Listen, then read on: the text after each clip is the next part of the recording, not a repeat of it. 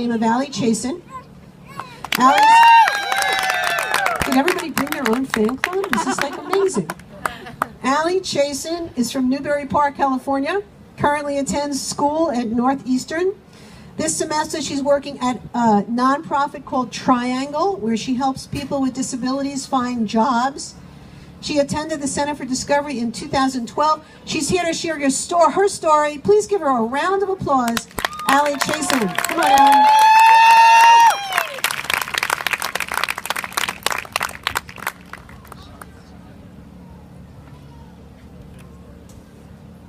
Hi, everyone.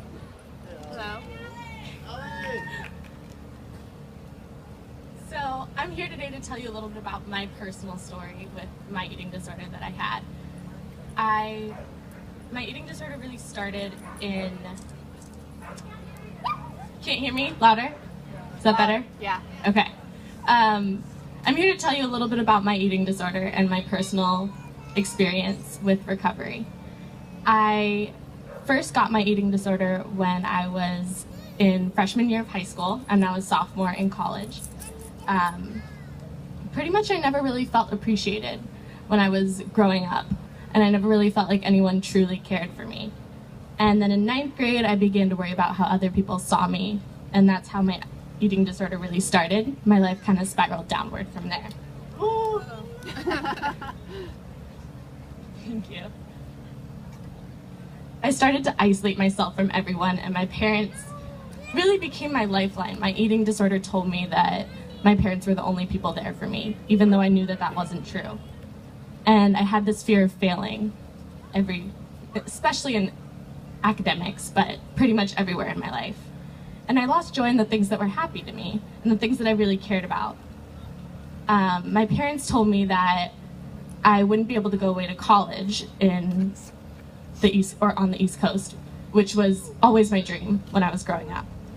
And I knew that I was unhealthy, but I was having a lot of trouble being able to change that myself. And that's when I went into treatment. I finally decided to go to treatment. And when I was in treatment, as Terry said, I went to CFD. And it was a really great experience for me. My therapist, Kim, was so helpful to me. She really helped me change. She really motivated me and helped me see what I had been feeling my whole life. I also made friends, and I started laughing for the first time. I think that was something that I didn't really realize during my eating disorder, that I wasn't happy, I didn't laugh. And so being able to do that was so nice. And I truly found myself again. I found who I was as a person. And I improved greatly, both physically, psychologically, and I eventually was discharged from CFD, and I went to outpatient treatment, which at first was a lot harder because you're living in the real world again, but it's really worth it. It's hard at first, but once you get there, it's worth it. Once I got out of inpatient, I was in 12th grade of high school.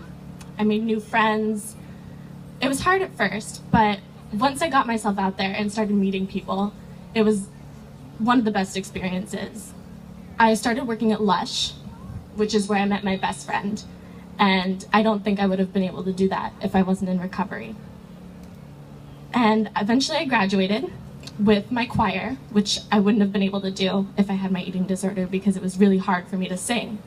So being with choir was so amazing for me, and it was a really uplifting experience. My recovery team at this point was my therapist, my dietitian, my parents, my psychiatrist, and a lot of my family was really supportive of me. Then I went to school at Northeastern in Boston, which was amazing. I'm so happy that I got to do that. I got really stressed at first because college is a stressful place. There's work everywhere, you're living on your own, you have to do everything. And I got a little homesick, but I was able to stick with my new treatment team, which was a new therapist and dietitian, and they really helped me to stay in good health. And I think that that's a key thing, is if you're struggling, go back to people, go back to your support team and ask them for help. At this point, I realized that I really deserved some good friends in my life, because throughout my life, I had really stuck with whoever was there for me at that point, because I felt like I didn't deserve anything better. And in my freshman year of college, I realized that the friends that I was with weren't treating me the way I should be treated as a person. and that I deserve more than that, and everybody does. So I was able to stop spending time with those friends and make new friends that really cared about me. I started dating, which I didn't get to do in high school, so that was a big thing for me, because I got to experience something that I had lost out in high school.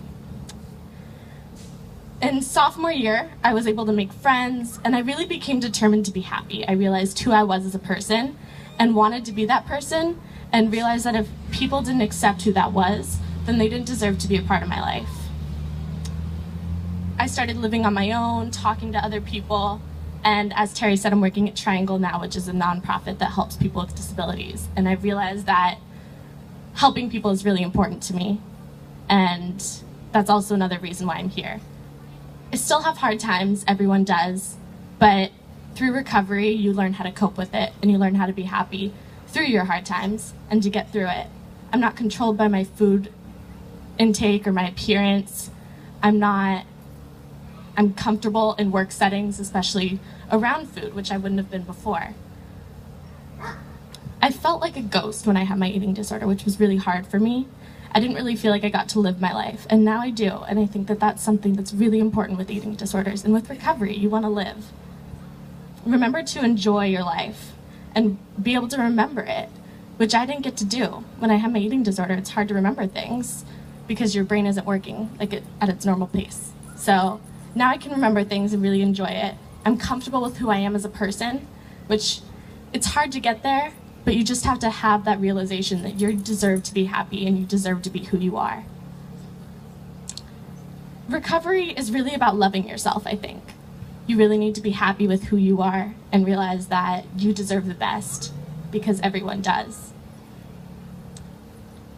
And I think one thing that I've realized through my experience is that I want to help people. That's something that's really important to me, but you can't do it at the expense of yourself. You are the most important person in your life, and you have to remember that, because you are important and you do deserve it.